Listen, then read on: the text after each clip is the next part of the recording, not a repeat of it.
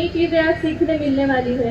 2-3 concept है जिससे आपको एक थॉट प्रोसेस मिलेगा, एक आइडिया मिलेगा कि एक आधे थ्योरी के बारे में हम पढ़ते कैसे या फिर सोचते कैसे हैं। Okay, so first of all congratulate and thank your self कि आपने खुद के लिए टाइम निकाला। आधी कुर्सियाँ तो खाली हो गई है, उनके लिए भी एक बार कॉन्ग्रेचुलेट कर दीजिए। उन्होंने भी अपने कुछ अलग चीज़ों के लिए टाइम निकाला होगा। Okay, so before moving to the topic, आप में से कुछ लोग मुझे जानते हैं, कुछ लोग नहीं जानते होंगे, करेक्ट? Yes no? यहाँ पे लेडीज कितने हैं? Please raise your hand. Okay, and boys कितने हैं? ओके, इक्वल इक्वल है, ठीक है। मैं सोच रही थी कि बहुत सारी लड़कियां रहेगी तो थोड़ा ज़्यादा मोटिवेशन आएगा मुझे, बट ठीक है, मैं दोनों को मोटिवेट कर सकती हूँ, कोई प्रॉब्लम नहीं है। So let me introduce. Thank you so much for the introduction. मेरा नाम doctor Tanuja and I am the branch director of Brahma and Ayurveda Nagpur. मेरा एजुकेशन BMS धुलिया से हुआ है, श्रीमती KC अजमेर आयुर्वेदिक कॉलेज, जहाँ पे धुलिया में मुझे नाना जी का सहवास मिला 5.5 साल तक, और मैं सेकंड ईयर से लेके इंटर्नशिप तक नाना जी के पास सीखी हूँ। उसके बाद डॉक्टर प्रवीण जोशी सर, उनके पास मैंने सीखा है। उसके बाद थर्ड ईयर में मैं गई डॉक्टर रामदास अवार्ड सर के पास। मेरा जो भी प्रैक्टिकल हैंड है रसायन में, पंचकर्म में और इनफर्टिलिटी में, ये सारा मैंने रामदास सर से सीखा है। उसके बाद आई शिफ्टेड टू थाने, जहाँ पे मैं डॉक्टर अक्षय गोयल सर के साथ काम कर रही थी 1 साल तक। एंड उसके बाद पैंडेमिक में मुझे रिटर्न आना पड़ा नागपुर। मैं ये सब इसलिए बता रही हूँ क्योंकि ना मुझे बहुत सारे सवाल आते हैं लड़कियों के स्पेशली, कि मैम अभी भी ब्रेक में कुछ लड़कियां मिली थी, मैम हमें गाइड कीजिए, हमें क्या करना चाहिए। तो मेरा सबसे एक कॉमन सवाल रहता है कि क्या आपको खुद को पता है कि आपको क्या करना है लाइफ में? तो बोलती है नहीं, हम कैसे डिसाइड करें, हमारी तो शादी हो जाएगी, हम कैसे प्लान करें, हमारा घर चेंज हो जाएगा। लड़कों का भी वही हाल है, भले वो उसी घर में रहने वाले हैं, दीदी उनके घर पे आने वाली है, बट उनका भी वही हाल है, उन्हें भी नहीं पता होता कि उनको लाइफ में क्या करना है। तो मेरे साथ बहुत ट्रेजेडी हुई थी। कहानी शुरू होती है, आज मैं वाराणसी में जैसे हमने एंटर किया सुबह, अचानक फ्लैशबैक गया 12-14 साल पहले, और छोटी तनुजा मुझे दिखने लगी कि भाई तब तो मैंने सोचा भी नहीं था कि ऐसा भी मेरे साथ हो सकता है। वाराणसी के एक स्टेज पे आके मैं लेक्चर दे रही हूँ, ये तो नामुमकिन ही था मेरे लिए, क्योंकि 8-9 में मेरा हीमोग्लोबिन का 7.2, फिर मेरा वेट 10-12 किलो कम हो गया। 10th में मुझे सीवियर माइग्रेन अटैक आना शुरू हो गए थे। 11th में मुझे अपेंडिसाइटिस हुआ, जिसका ऑपरेट हुआ, जिसके स्टीचेस खराब हो गए। आंवला के जितने बम्स आ गए थे वो स्टीचेस खराब होने के बाद। उसके बाद 6 बार किडनी स्टोन हुआ, जिसके चक्कर में मेरा 1 साल गया पूरा। 11th के बाद मैंने 1 साल गैप लिया, सोचा खुद को रिकवर करते, क्योंकि वो गिव अप वाली सिचुएशन आ गई थी। मुझे नहीं पता था कि मुझे क्या करना है। 12th मैंने कैसे तो भी निकाला, मैं एक स्टूडियस बच्ची थी। 10th में कुछ 88% वगैरह मिले थे, रट्टा नहीं मारती थी, बस कंसेप्चुअल पढ़ाई थी मेरी। 12th में शौक होगा आपको, मुझे बस 62% मिले, वो भी मैथ्स में मुझे 35 मार्क्स है।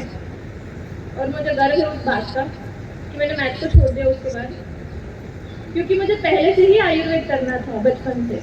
घर में आयुर्वेद का बैकग्राउंड नहीं है, पर मम्मी जन्म कुटी थी ना, जो बिस्किट देती थी, मम्मी के पास एक बुक था आयुर्वेद प्रकाश, आरोग्य प्रकाश, जो मेरे नाना के घर से आया था।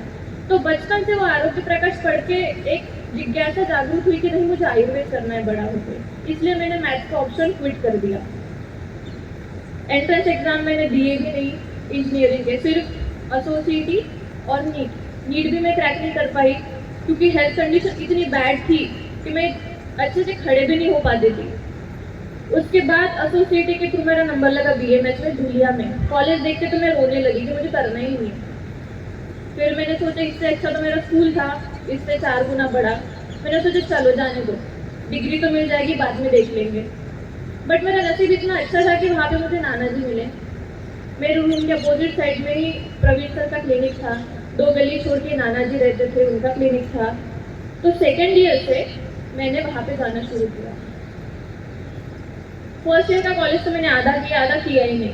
सेकेंड ईयर का भी कॉलेज आधा ही किया, क्योंकि मुझे तब हार्मोनल इम्बैलेंस हो रहे थे, हर एक 15 डेज में मुझे पीरियड्स आते थे, 8 डेज ब्लीडिंग होता था, 8 डेज में अच्छे से रहती थी। तो बॉडी में कुछ था ही नहीं कि मैं जाके कॉलेज में खड़ी हो पाऊँ। और उस भी कंडीशन में आयुर्वेद अडेप्ट करते करते मैंने खुद को रिकवर किया और आज 9 साल हो चुके हैं, मुझे माइग्रेन का पेन नहीं होता है, मुझे एक भी अटैक नहीं आता है। नहीं तो मुझे अगर माइग्रेन का अटैक आया तो मुझे स्टैट 2 लगाने ही पड़ते थे, पेन किलर के सिवाय मैं बात ही नहीं कर सकती थी, कोई मेरे पास आवाज़ भी नहीं कर सकता था। और 9 साल से ना मुझे कभी किडनी स्टोन हुआ है, ना मेरा कभी सर दर्द हुआ है। अभी हो जाता है कुछ ऐसे इंटर्न्स मेरे साथ रहते तो थोड़ा खास, बट इट्स टॉलरेबल। तो आज मैं जो भी हूँ आयुर्वेद की बदौलत हूँ, क्योंकि मैंने सेकेंड ईयर से नाना जी और प्रवीण सर के साथ रह के आयुर्वेद को अडेप्ट करना सीखा। आयुर्वेद का विश्वास उनके यहाँ से मुझे मिला। इसलिए मैं चाहती हूँ कि मेरे पास जितने भी इंटर्न्स आते हैं मैं सबको बोलती हूँ कि नाना जी को सुनो, प्रवीण सर को सुनो, आवाज सर को सुनो। एक फेथ आता है, क्योंकि ना बच्चे आते तो है पढ़ाई करने के लिए, इंटर्नशिप के लिए, बट उन्हें खुद पे और आयुर्वेद पे भरोसा नहीं रहता। तो सबसे पहले ना वो क्रिएट करना जरूरी है। और ये स्टोरी मैं हमेशा इसलिए बताती हूँ क्योंकि मेरे जैसी छोटे से टाउन से बिलोंग करती है एक लड़की इतने बैड हेल्थ कंडीशन से जाके अगर आज मैं अमृत कौशल में बात कर सकती हूँ, मैं एक बुक पब्लिश कर सकती हूँ, मैंने क्लिनिक चला सकती हूँ, तो हर कोई कर सकता है। ओके, तो कभी भी ना खुद को डिस्करेज मत करना और खुद को कम मत समझना कि मेरे से कोई सुपीरियर है, मेरे से कोई इंफीरियर है। आप जो हो, जैसे हो वैसे हो, और आप सब कुछ कर सकते हो अगर आपने डिसाइड किया तो। बस उसके लिए आपका एक गोल क्लियर होना चाहिए कि मुझे ये करना है। पाथवेज भले ही बदल सकते हैं, रोड मैप बदल सकते हैं, सिचुएशंस बदल सकते हैं, लोग बदल सकते हैं, बट आपका गोल क्लियर चाहिए। ओके, तो अगर मोटिवेशन काफी हो गया तो हम रसायन चिकित्सा की ओर बढ़ते। रसायन चिकित्सा में मेरी रुचि इसलिए आई कि जब मैं पेशेंट देख रही थी नाना जी के यहाँ पे, तो मैं सोचती थी कि इसके साथ ऐसा क्या दिया जा सकता है कि पेशेंट को मिलने वाला रिजल्ट और बढ़ जाए या फिर वो ज़्यादा साल तक टिके। क्योंकि कोई भी डिसीज जब होता है वहाँ पे खवैगुण्य होता है, खवैगुण्य होने के बाद में दोषों का प्रकोप होकर दोष वहाँ पे स्थान संचय करते हैं, फिर डिसीज निर्माण होता है। तो अगर हम वो स्थान संचय को करेक्ट करते हैं, वहाँ का खवैगुण्य करेक्ट करते हैं और उसे लॉन्गेटिविटी देते हैं, तो शायद ये डिसीज रिऑकर ना हो, ऐसा मुझे लगता था। तो फिर मैंने सोचना शुरू किया, और जैसे मैंने रसायन चिकित्सा के बारे में सोचना शुरू किया तो मैंने सोचा कि चलो रसायन में ना MD करते हैं। फिर मैंने देखा तो रसायन वर्गीकरण में MD सिर्फ 2 कॉलेजेस में था, एक आपके BHU में और एक बेलगांव में, जो मैं अफोर्ड नहीं कर सकती थी। मैं 3 साल MD के लिए नहीं देने वाली थी प्रैक्टिस छोड़ के, क्योंकि मैं प्रैक्टिस ओरिएंटेड थी, मैं थियरी ओरिएंटेड नहीं थी। फिर मैंने क्या किया, MD का रसायन वर्गीकरण का सिलेबस निकाला, खुद ब खुद पढ़ना शुरू किया। जितने भी मेरे गुरु थे, Nana, Praveen sir, our sir, Akshay sir, सबको परेशान करना शुरू किया। इस तरह से मैंने रसायन और वाजीकरण का अभ्यास किया। वाजीकरण के बारे में बात करना मैंने अभी शुरू किया है, क्योंकि आवर सर हमेशा कहते थे कि आयुर्वेद में स्पेशलिटी लाओ। तो मैंने सोचा कि खुद को इस्टेब्लिश करना है तो एक स्पेशलिटी लेके इस्टेब्लिश करते हैं, इसलिए मेरा ज़्यादा फोकस तब रसायन पे था। और अब मेरे पास वाजीकरण, मेल इनफर्टिलिटी, फीमेल इनफर्टिलिटी, सारे तरह के पेशेंट आते हैं, बट मैं सब में रसायन चिकित्सा करती हूँ। वो किसी को पता नहीं चलता है वो किस वे से होती है, बट मेरी एक थॉट प्रोसेस है जो अभी आपको समझ में आएगी।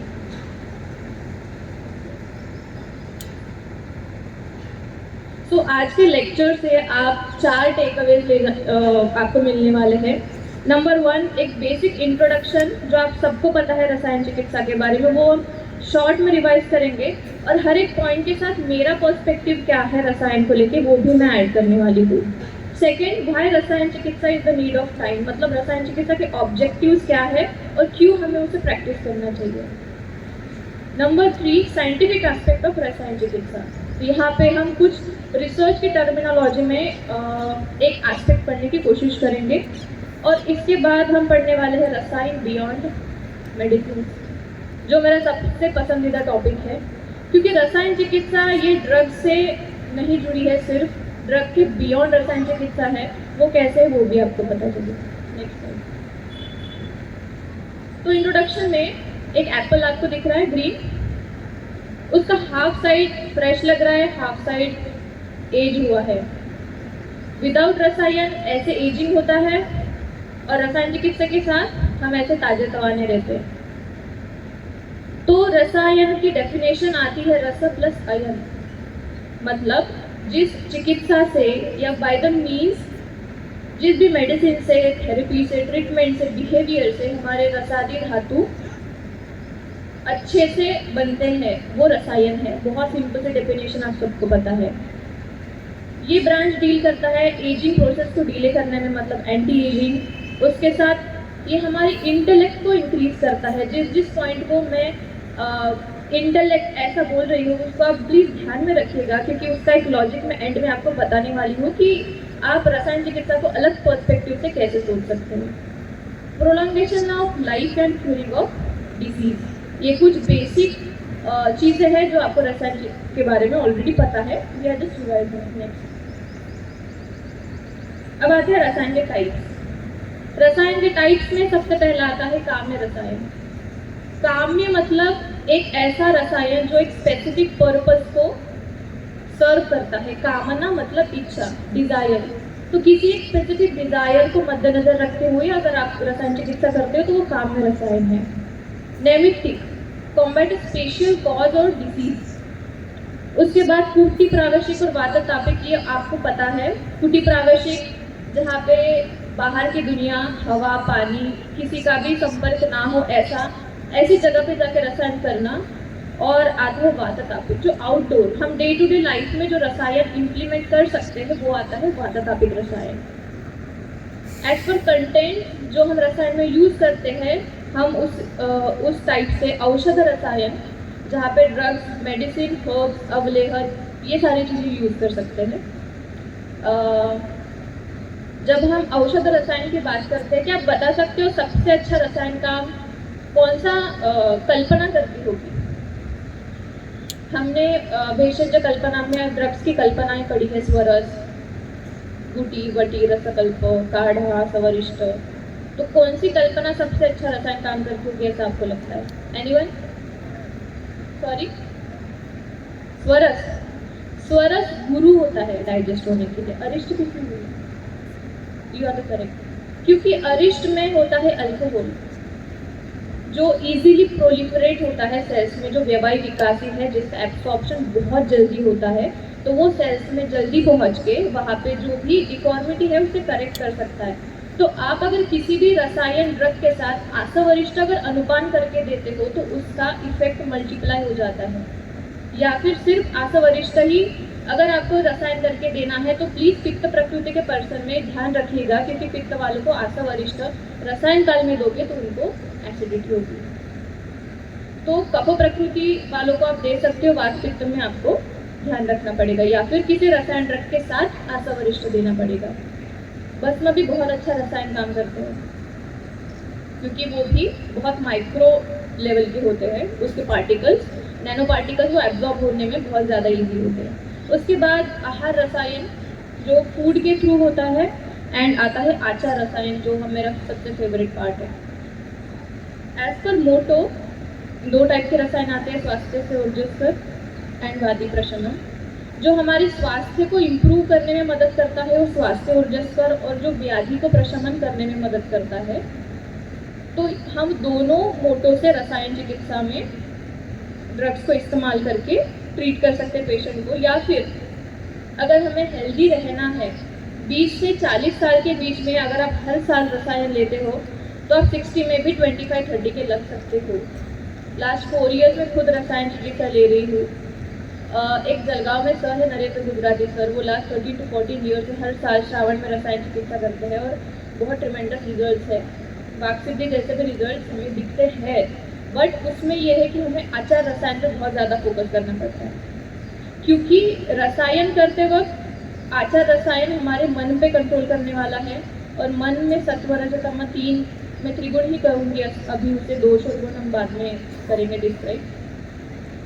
तो सत्वों पे वो काम करने वाला रसायन है, इसलिए बाकी सारे बेनिफिट उससे मिलते हैं। एज पर द्रव्यभूत और अद्रव्यभूत रसायन जिसमें मेडिसिन यूज होता है। अद्रव्यभूत मतलब जिसमें मेडिसिन या ड्रग्स यूज नहीं होता है। अद्रव्यभूत रसायन can be pranayama, can be मंत्र, कैन बी मनी धारण, कुछ भी हो सकता है अगर उसे आप उस तरीके से देख के यूटिलाइज कर पाओ तो। ठीक है, उसके बाद संशोधन एंड संशोधन रसायन, ये बहुत कम जगह पे एक्सप्लेन है। फिर हम आते हैं ऑब्जेक्टिव्स ऑफ रसायन चिकित्सा की रसायन चिकित्सा आज की नीड क्यों है। मुझे बताइए, आप में से कितने लोग हैं रात को 10 बजे के पहले सो जाते हैं? आप में से कितने लोग हैं जो बिना रील्स देखे सोते हैं? आप में से कितने लोग ऐसे हैं जो सुबह ब्राह्मण मुहूर्त पे उठ जाते हैं? कितने लोग रोज कुछ ना कुछ फिजिकल एक्टिविटी आपके लाइफस्टाइल में इनकॉर्पोरेट करते हैं? सुबह आधे हाथ खाली। तो फिर शाम में तो कार्बन डाइऑक्साइड ज़्यादा होता है ना, क्योंकि सारे प्लांट्स भी शाम में कार्बन डाइऑक्साइड एक्सहेल करेंगे। तो हम एक्सरसाइज मॉर्निंग में करना चाहिए, क्योंकि जब हमारी फिजिकल एक्टिविटी बढ़ेगी, हमारी ब्रीदिंग बढ़ेगी, ब्रीदिंग बढ़ेगा तो एयर इनहेल करेंगे, एयर इनहेल करेंगे तो ऑक्सीजन जाना चाहिए, CO2 एब्जॉर्ब करेंगे तो ब्लड इम्प्योर होगा ना। तो मॉर्निंग में अगर कोई फिजिकल एक्टिविटी करता है तो दैट इज कंसिडरेबल। अब देखिए, हमारे डॉक्टर्स का ही लाइफस्टाइल अगर इतना अच्छा है तो हमारे पेशेंट्स का कैसा होगा।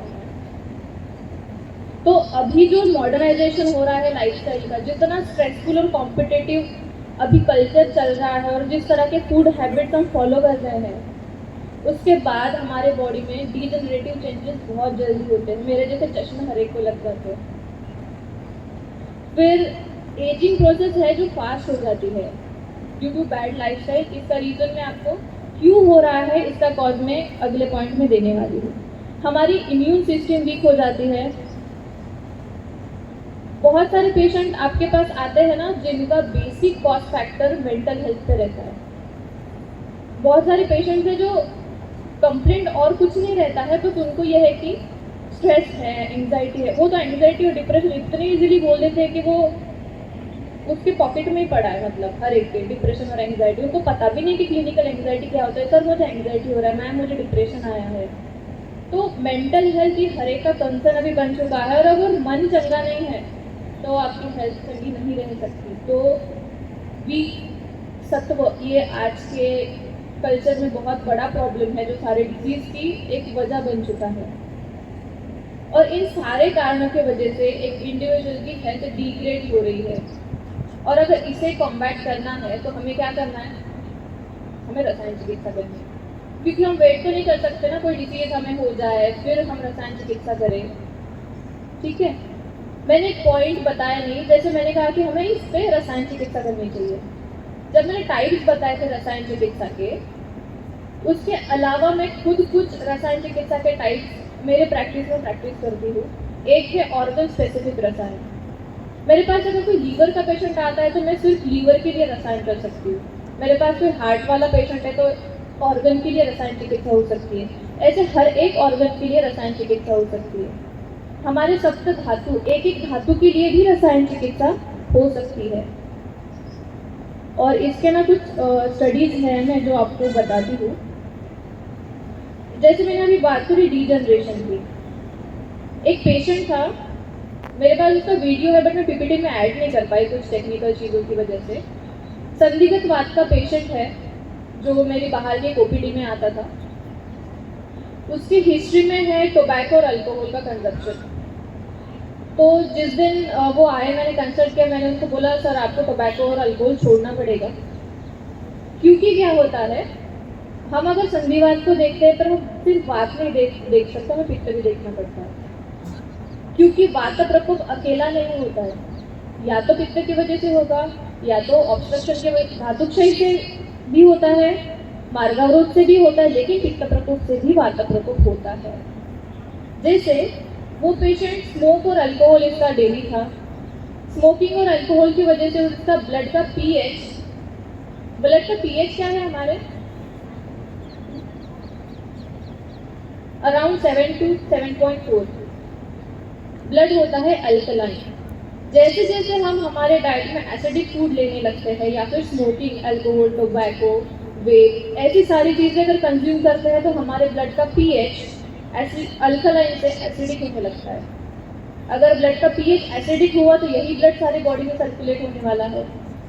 यही ब्लड बोन्स में भी जाता है और बोन्स में से फिर कैल्शियम का डिटोरिएशन स्टार्ट होता है। ये थी उस पेशेंट की संप्राप्ति। अभी इस केस में मुझे उसको ठीक करना है, लेकिन संधिवात को मुझे ब्लड हमारी बॉडी में अराउंड 5 लीटर्स होगा। मुझे अगर ब्लड प्यूरिफाई भी करना है तो मुझे कितने मंथ लगेगा? कम से कम 4 से 5 शोधन करके समझ देते देते इतने सालों के अल्कोहल का, 15 सालों के टोबैको का इफेक्ट निकालने के लिए कुछ तो टाइम लगने वाला था। But patient was in severe pain, तो मुझे क्या करना था? मुझे रसायन चिकित्सा देनी थी। फिर हमने उसे वहाँ पे रक्त धातु और अस्थि धातु के लिए रसायन चिकित्सा की along with the regular treatment. और विद इन 2.5 मंथ्स उस पेशेंट की पहले ऐसी कंडीशन थी, वो टॉयलेट में बैठा था तो उसने रस्सी बांध के रखी थी, वो रस्सी पकड़ के वो खड़ा होता था, वो स्टेयर्स भी नहीं चढ़ पाता था। अभी वो इंडियन टॉयलेट में आराम से बैठता है विद इन 2.5 मंथ ओनली। तो ऐसी चीज़ें रसायन चिकित्सा से होती है। उसके अलावा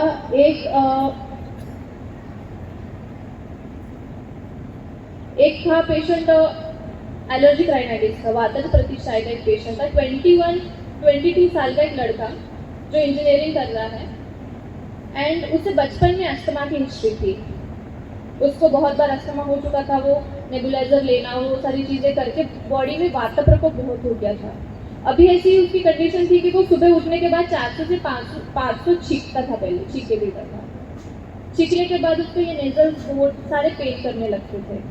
अगर वो 5 मिनट भी फुटबॉल खेले तो वो फेंट हो जाता था, क्योंकि जहाँ से ब्लड प्यूरिफाई होने वाला है उसके लंग्स ही कमज़ोर हो गए थे। तो अब इस चिकित्सा में मुझे क्या करना चाहिए? क्या करना चाहिए था? कोई बता सकता है? रेगुलर ट्रीटमेंट भी बता सकते हो आप कि ऐसी केस में हम क्या करें? उसको ना स्मेल सूट होता, ना धूल, ना तड़का, कुछ भी, और कुछ रीज़न भी नहीं हो तो हर रोज़ सुबह उठने के बाद 500 छींके तो कंफर्म ही थी, उससे ज़्यादा पर कम नहीं। दिन भर का तो सीन अलग, धूल गई शुरू, परफ्यूम शुरू। तो हमने उस केस में उसको तो स्नेहस्वेदन बस्ती, मात्रा बस्ती दिया था, अनुवासन बस्ती दिया था। और उसका रसायन चिकित्सा करते वक्त 2 टाइप की रसायन चिकित्सा उसमें थी।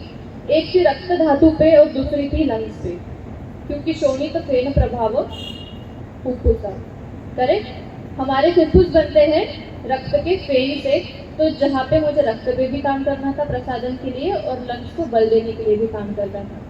2 महीने के बाद वो पेशेंट जब आया, उसने बताया मैम मुझे एक भी छींक नहीं आ रही है, मैं अभी फुटबॉल खेल सकता हूँ, मैं वॉलीबॉल खेल सकता हूँ, मैं मॉर्निंग वॉक कर सकता हूँ, मैं फिजिकल एक्टिविटी कर सकता हूँ, बस मैंने एक दिन केला खाया था तो मुझे 10 छींके आई थी।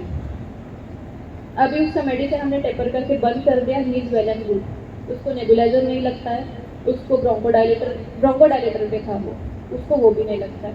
तो 2 महीने में रेगुलर मेडिसिन के साथ अगर हम रसायन चिकित्सा का इम्प्लीमेंटेशन करते हैं तो बहुत मैजिकल एंड ट्रेमेंडस रिजल्ट हमको देखने के लिए मिलते हैं। Next slide. तो रसायन चिकित्सा काम कैसे करती है, कुछ पॉइंट्स हैं जो मैंने नोट डाउन किए थे, और जो भी मैं आज बता रही हूँ ये रसायन चिकित्सा का बहुत सुपरफिशियल ओवरव्यू है। अगर हम एक एक पॉइंट पर बात करने जाए तो कॉन्फ्रेंस निकल जाएगा, तो कभी फुर्सत से मिलेंगे डिटेल में डिस्कस करने के लिए। Rejuvenation of each microcell and tissue of body, ये रसायन का एक सबसे इम्पॉर्टेंट काम है। एंटीऑक्सीडेंट, फ्लेवोनॉइड्स और अदर कंटेंट जो होते हैं हमारे रिज्यूनेशन ड्रग्स में, वो एजिंग को डिले करते हैं, मतलब आप चिर तरुण रह सकते हो। उसके बाद बॉडी की स्ट्रेंथ इंप्रूव होती है, क्योंकि हमारे सेल्स को न्यूट्रिशन मिलता है, सेल्स और मसल स्ट्रांग हो जाते हैं। Improves immunity by combating oxidative stress, repairing cells and cell membrane. Oxidative stress की भानगड़ क्या होती है अभी पता है किसी को? आगे बताती हूँ, बस ध्यान में रखिएगा कि ऑक्सीडेटिव स्ट्रेस कम होता है। It helps to take care of geriatric issues by providing strength and balancing dosha. जब ओल्डर एज में कोई इंसान है तो उसकी बॉडी में डीजनरेशन की प्रोसेस बहुत फास्ट होती है, तो अगर हम ऐसी केस में रसायन करते हैं तो डीजनरेशन स्लो डाउन होता है और जेरियाट्रिक डिसीज होने का स्कोप कम हो जाता है, तो वैसे भी केस में रसायन चिकित्सा यूज कर सकते हैं। It improves mental strength, cognitive function, competence and confidence. ये मैंने बोल्ड में लिखा है क्योंकि ये मेरा सबसे अच्छा फेवरेट पार्ट है जिसके बारे में हम आगे बात करते हैं। It acts as catalyst to heal the tissue at micro level that's why कोई भी डिसीज जितना रेगुलर टाइम इंटरवल उसको लगता है उससे कम टाइम में हम क्योर कर सकते हैं। Next slide. अब आता है साइंटिफिक एस्पेक्ट पे। हमें क्यों रसायन चिकित्सा का साइंटिफिक एस्पेक्ट पता चाहिए। हमें पता है कि हमारे संहिता पे पुनः संशोधन करने की जरूरत नहीं है। जो हमारे शास्त्र है वो ऑलरेडी सिद्ध है, उसे 10,000 बार प्रूव करके लिखा गया है। पर हमारे मन में ना किंतु रहता है हमेशा।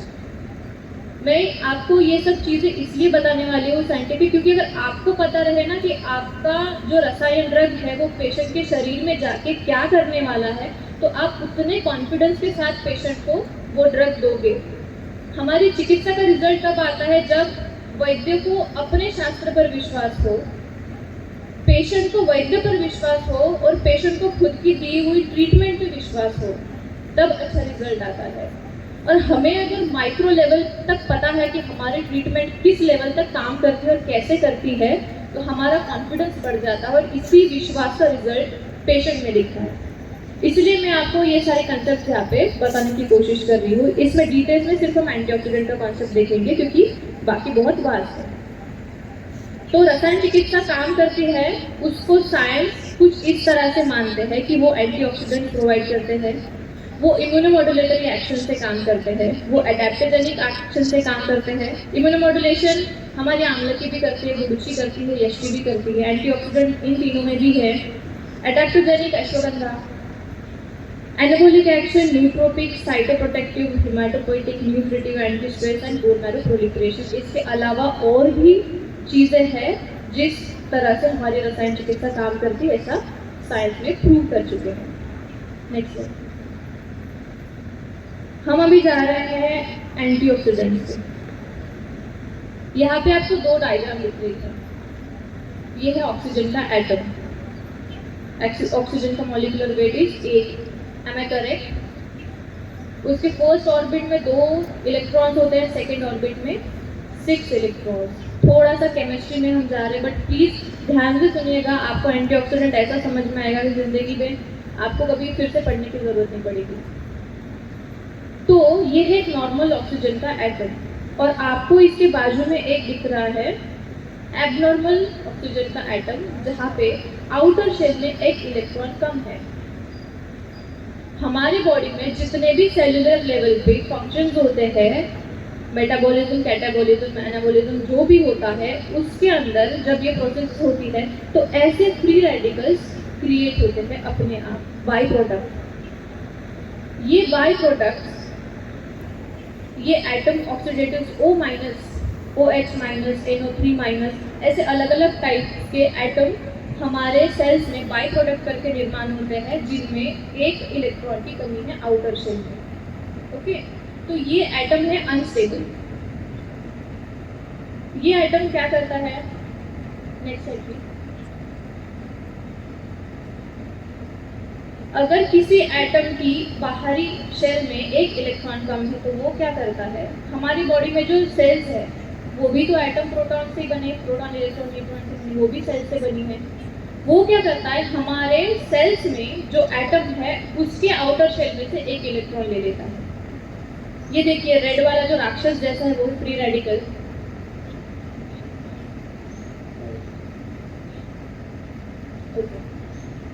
स्लाइड आ जाएगी। वो फ्री रेडिकल हमारे हेल्दी सेल्स में से एक इलेक्ट्रॉन निकालता है। अब एक ने दूसरे का एक इलेक्ट्रॉन निकाला तो दूसरा अनस्टेबल हुआ, वो क्या करेगा, तीसरे का इलेक्ट्रॉन निकालेगा, तीसरा क्या करेगा, चौथे का, और ऐसे करते करते करते क्या होता है, मतलब पूरी सेल मेम्ब्रेन ब्रेक हो जाती है। ये फ्री रेडिकल हेल्दी सेल को, नीचे डायग्राम दिख रही है आपको, वो हेल्दी सेल है। दूसरी डायग्राम है जहाँ पे एटम्स फ्री रेडिकल से घिरा हुआ है और थर्ड है हमारा डेड सेल। इसी तरह से हमारा सेल डेड हो जाता है। एक सेल डेड होने के बाद वो आजू बाजू के सारे सेल्स को डेड करता है और इसी तरह से हमारे शरीर में स्रोतों में खवैगुण्य निर्माण होता है। Are you getting me? आपको समझा? Okay, next slide please. अभी ये जो डायग्राम है इसमें आपको फ्री रेडिकल्स दिख रहे हैं और ऐसे उसके सेल मेम्ब्रेन ब्रेक हो रही है।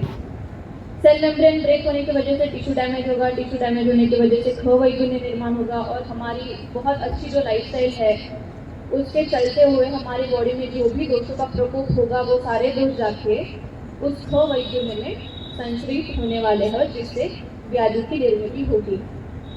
आपको ये समझ में आया क्या हो रहा है? अभी नेक्स्ट स्लाइड। जो मैंने कहा O-, NO3-, OH-, ये जो सारे negatively charge ion by product करके तैयार हो रहे सेलुलर मैकेनिज्म में, यही है हमारे बॉडी में जो क्रिएट होता है ऑक्सीडेटिव स्ट्रेस। जो मैंने बोला था ना कि रसायन चिकित्सा ऑक्सीडेटिव स्ट्रेस को कम करती है। अगर ये ऑक्सीडेटिव स्ट्रेस कम नहीं हुआ तो इतने सारे डिसीज होते हैं, इतने ही नहीं सारे डिसीज इसी की वजह से होते हैं। ठीक है, नेक्स्ट स्लाइड। हमारे रसायन ड्रग्स क्या करते हैं? हमारे रसायन ड्रग्स जैसे आम्लकी, यशवी, कोई भी आप रसायन का ड्रग ले लें, एक बार जाके ना उसका एटॉमिक स्ट्रक्चर जरूर देखें। हमारे रसायन के ड्रग्स में एक्सेस इलेक्ट्रॉन्स होते हैं और हमारे सारे रसायन ड्रग्स जो एंटीऑक्सीडेंट्स है वो इलेक्ट्रॉन डोनर्स होते हैं। ये जो फ्री रेडिकल है, जो पर्पल हेल्दी सेल है, उसमें से एक इलेक्ट्रॉन निकालने की कोशिश कर रहा है। हमारा एंटीऑक्सीडेंट क्या कर रहा है? उसको अपना एक इलेक्ट्रॉन एक्सेस वाला दे रहा है, तो उसका शेल स्टेबल हो गया, वो ऑक्सीडेटिव स्ट्रेस मैनेज हो गया।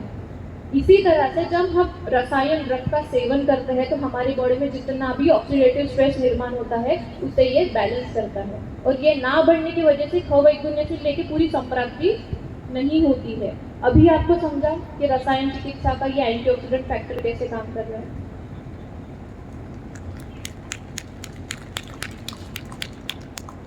अब ये एंटीऑक्सीडेंट वाली जो चीज़ है इससे ना मुझे बड़ी हेल्प की कोविड में। इसके अलावा जितने भी सारे कंसेप्ट हैं मैं आपको एक भी नहीं बताऊंगी क्योंकि अब हमारे पास उतना टाइम नहीं है।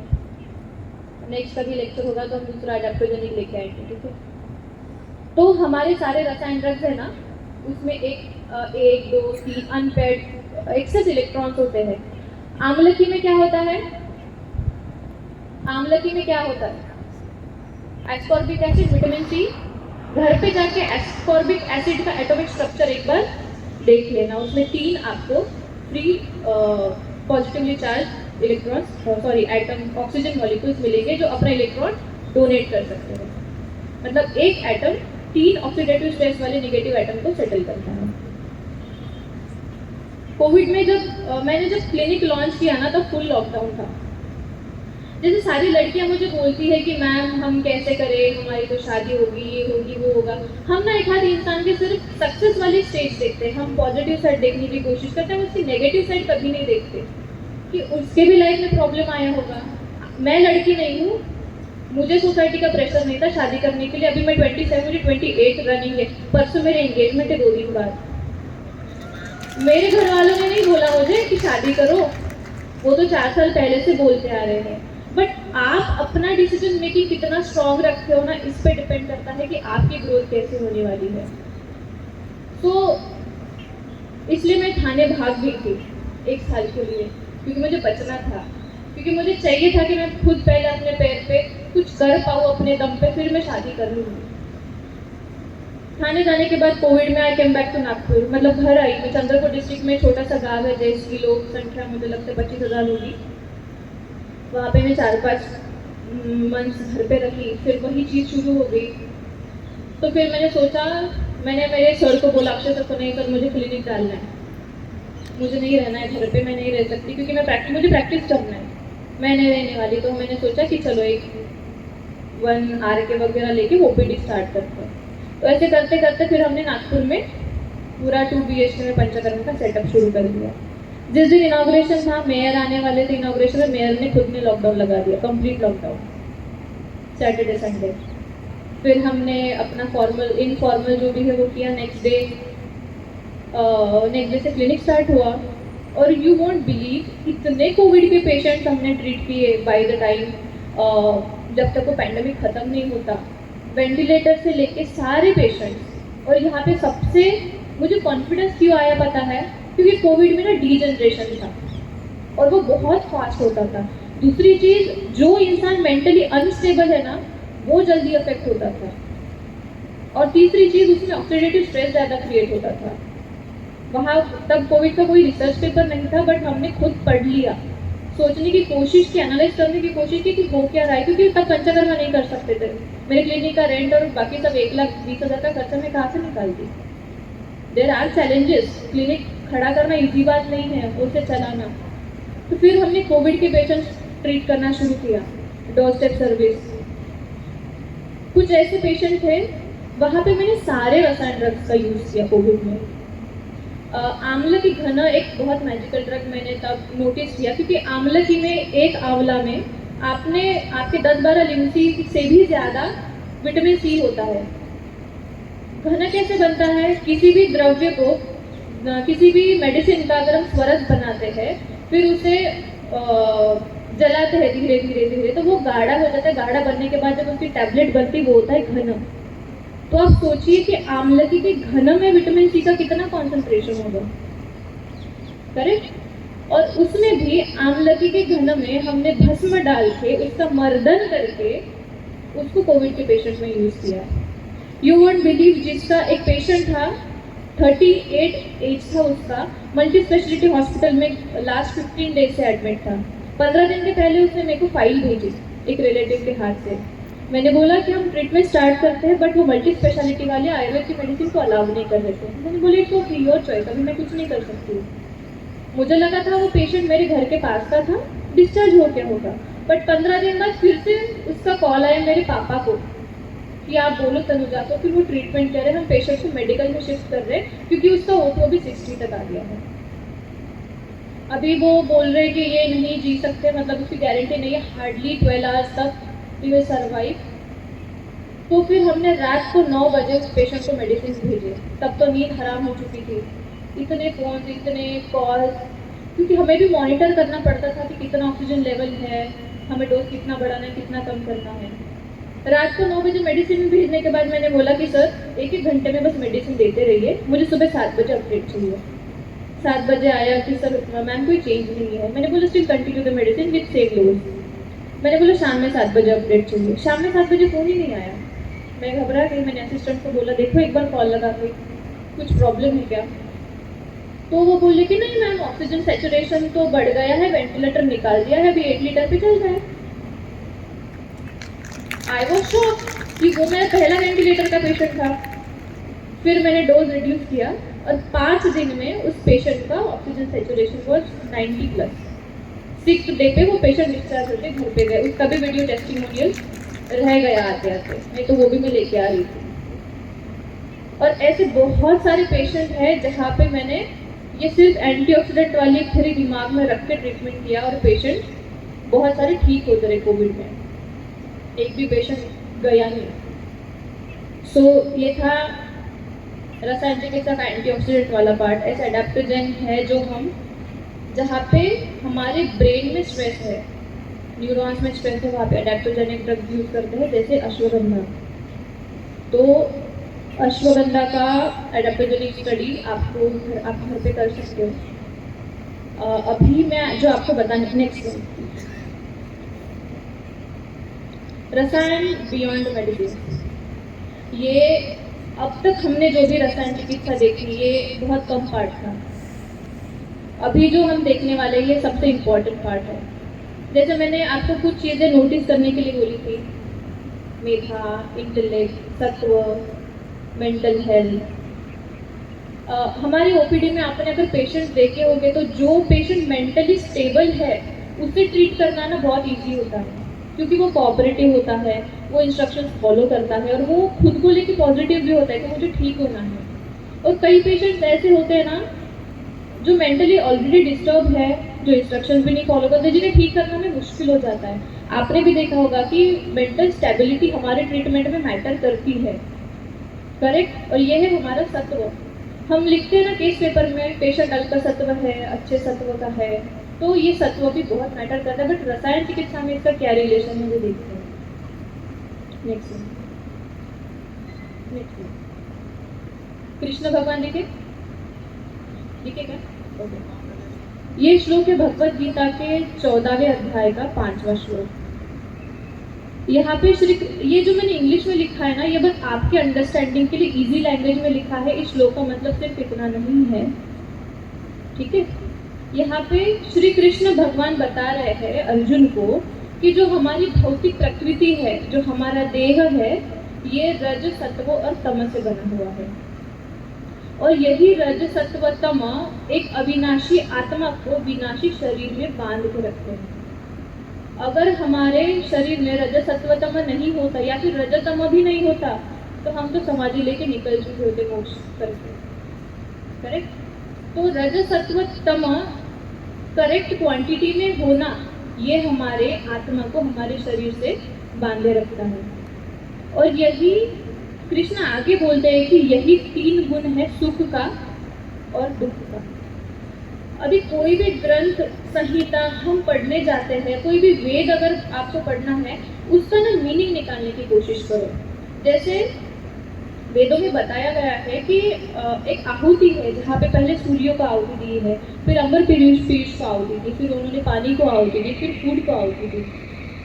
तो वो सिर्फ आहुति नहीं थी, उसका ये मतलब था कि हमारा basic source of energy sun है, हमारा दूसरा सोर्स ऑफ एनर्जी इस अंबर पीयूष में ओजोन जो अर्ली मॉर्निंग होता है, हमारा तीसरा सोर्स है फूड एंड फोर्थ है वाटर। तो हर एक शास्त्र का एक एक शब्द का मतलब अगर हम चिंतन कर पाते हैं तो उसमें से ना बहुत सारे मीनिंग निकलते हैं और हम उसे समझ पाते हैं। जैसे अभी मैंने यहाँ पे बोला कि यही 3 गुण हमारे सुख का और दुख का कॉज है। आयुर्वेद में हमने सुखायु और दुखायु सीखा था। हमारे लिए सुख क्या है? आरोग्य। और दुख क्या है? अनारोग्य, मतलब डिसीज या फिर कोई भी हेल्थ इश्यू है तो वो दुख ही है हमारे लिए। मतलब यही 3 गुणों के इम्बैलेंस की वजह से हमें दुख हो सकता है और यही 3 गुण बैलेंस रहने की वजह से हमें सुख भी हो सकता है। आप बोलोगे कि वात पित्त कफ का क्या? अगर ये बिगड़े ना तो वात पित्त कफ कुछ भी नहीं कर सकते, वो भी इम्बैलेंस हो जाते हैं। तो हम अभी सिर्फ मानस भावों की बात कर रहे हैं। वात पित्त कफ के बारे में हमने बात कर ली ऑलरेडी। जो फिजिकल एस्पेक्ट था रसायन चिकित्सा का मेडिसिन के थ्रू, वही हमने दोषों पे, धातु पे, ऑर्गन्स पे, स्रोतों पे किया, वही हम दोषों को अकॉर्डिंग ही करते हैं। अभी हम मानस भावों की बात करें। Next slide please. ये श्लोक वही अध्याय में 40 अध्याय का 6 श्लोक। अगर आप 14वां अध्याय पढ़ते हो भगवत गीता का, आपको तीनों गुणों के बारे में बहुत ज्यादा क्लियरिटी मिल जाएगी। इन्होंने बोला है कि सत्व गुण पाप कर्मों से मुक्तता देता है। मतलब जिस भी इंसान के शरीर में मन में सत्व गुण अच्छा हो वो पाप कर्मों से मुक्त रहता है और सत्व गुणी पर्सन सुखी और ज्ञानी रहता है। अभी हम मैम ने बताया था थोड़ी देर पहले कि पाप कर्म भी व्याधि का कारण है, स्किन डिसीज में भी है, अदरवाइज भी गुरु का अपमान, जो भी मिसबिहेवियर है ये पाप कर्म है। अगर कोई इंसान सत्वगुणी है तो उसके हाथ से पाप होगा क्या? नहीं होगा या मिनिमम होगा। तो अगर हम सत्वगुण हमारा ऑप्टिमम करके पाप कर्म को अवॉइड कर सकते तो इसका मतलब हम व्याधि के हेतु भी तो अवॉइड कर रहे हैं, मतलब हमारे व्याधि होने के चांसेस कम हुए, करेक्ट। तो सत्वगुण बढ़ा, पाप कर्म कम और व्याधि हेतु भी कम। ये 2 श्लोक सेम अध्याय के 12वां और 13वां श्लोक। इसमें इन्होंने बोला है कि रजोगुण जिस व्यक्ति में बढ़ता है उस व्यक्ति की इंद्रिया तृप्ति की लालसा बढ़ जाती है। जब हम इंद्रियों की बात करते हैं, हमारे 11 इंद्रिय इंक्लूडिंग मन, अगर इनकी लालसा हम कंट्रोल में रख सकते हैं तो हम हेतु सेवन एक्स्ट्रा करेंगे क्या, या फिर पेशेंट करेंगे क्या? अगर उसको पता है कि उसकी जीवा ज्यादा लालच नहीं कर रही है तो वो खाएगा क्या? कुछ अलग अलग। हेतु सेवन ज्यादा बढ़ता है, वो फूड हो, बिहेवियर हो, बिंज वॉचिंग हो। अगर हमें पता है कि हमें हमारे इंद्रियों पे कंट्रोल करना है तो हमारा हेतु सेवन कम हो जाता है। तमोगुणी व्यक्ति वो निष्क्रिय होता है और जिसकी बुद्धि अविवेक की तरह बिहेव करने लगती है। निष्क्रिय व्यक्ति मतलब तमोगुणी व्यक्ति सेडेंटरी, जैसे अभी डायबिटीज में सबने बताया था, क्यों गर्म करूँ एरंडी का तेल में, वो तमोगुण के कारण हुआ, क्योंकि तमोगुण का आवरण मन पे आ जाता है तो व्यक्ति सेडेंटरी बन जाता है। और अविवेक बुद्धि की वजह से प्रज्ञापराध होने लगता है। प्रज्ञापराध भी व्याधि का एक कारण है। Next slide please. इस श्लोक में इन्होंने बताया है कि कोई भी दो गुण जब कम होते हैं तो तीसरा गुण वृद्धि होती है। हम बाकी छोड़ देते हैं, हम ये देखते हैं कि रज और तम अगर कम हो सके तो हमारा सत्व बढ़ सकता है, करेक्ट। और हम आचार रसायन में क्या कर रहे हैं? आचार रसायन में जो भी बिहेवियर चेंजेस उन्होंने बताया, हम क्या कर रहे हैं? अल्टीमेटली हमारा रज और तम पे कंट्रोल कर रहे हैं, हमारा सत्व बढ़ा रहे हैं। अद्रव्यभूत रसायन, मंत्र, यज्ञ, प्रार्थना या फिर आचार, इसमें हम वही कर रहे हैं, हमारा सत्व ही बढ़ा रहे हैं। पथ्य जो दिया है रसायन चिकित्सा, एक बार चरक संहिता जाके खोल के देख लेना, सारा राजसिक और तामसिक आहार उन्होंने वर्ज्य बताया है। मतलब हम क्या कर रहे हैं? रज और तम को कम कर रहे हैं, हमारा सत्व बढ़ा रहा है। तो रसायन चिकित्सा ये कुछ नहीं but adapting food and behavior habits to combat raja and tama and improve sattva. Next slide. ये 20th श्लोक है जहाँ पे उन्होंने मेंशन किया है कि अगर कोई इंसान उसके शरीर में रजस सत्व तम का बैलेंस पा लेता है तो वो जरा दुख से मुक्त होता है। जरा मतलब एजिंग, बुढ़ापा, और रसायन क्या करता है? Anti ageing. तो रसायन क्या हुआ? सत्व, बराबर। दैट्स वाई मेरा ये मानना है कि रसायन चिकित्सा में बहुत मेजर रोल प्ले करता है सत्वावजन चिकित्सा। अभी एक सिर्फ दीर्घमायु स्मृति मेधारोग्यम तरुणमयम, ये जो बेनिफिट्स का श्लोक है, उत्तम मेधा का बात ये पता है जब हमारा सत्व उत्तम हो। और सत्व गुण किस पंचमहाभूत के प्रेडोमिनेंस से बनता है? आकाश, वायु और आप। और आप सारे मेद्य ड्रग्स लाके खड़े कर दो और देखो वो तिक्त मधुर रस है, उसमें वही 3 महाभूत का प्राधान्य है, आकाश, याप्य और तेज। वो अल्टीमेटली हमारे सत्व पे ही काम कर रहे हैं। ये बस एक झलक थी कि रसायन चिकित्सा क्या हो सकती है, हम उसको किस बारे कैसे सोच सकते हैं, ऐसे बहुत सारे एस्पेक्ट है। दीर्घमायु स्मृति मेधारोग्यम तरुणम वयम प्रभावयन सरोदाय देहेन्द्रिय फलम वरम वाक् सिद्धि प्रणति कांति लप्तेना रसायना लाभोपायो ही शस्तानाम रसादिनाम रसायन। यहाँ पे जो भी चीजें बोल्ड में है ना, मेमोरी, इंटेलेक्ट, औदार्य, मेंटल स्ट्रेंथ एंड वाक् सिद्धि, ये सारी चीजें उत्तम सत्व के सिवा हासिल करना इम्पॉसिबल है। Next slide please. और दैट्स वाई ये मेरा मानना है कि सत्व इज श्रेष्ठ है। Thank you.